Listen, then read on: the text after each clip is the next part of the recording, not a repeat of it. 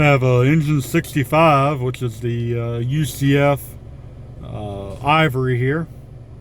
Unfortunately, it's not the best shot of it, and I'm also using a different phone, but here's a good shot of the light package. I don't think it's fully activated. I think it's only the reds. Yeah, because it had the flashers, the white flashers aren't going, and the front isn't going. But pretty cool shot of the light package on the new engine 65.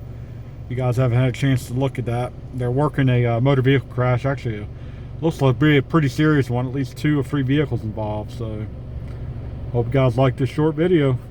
Like, subscribe. Catch you later.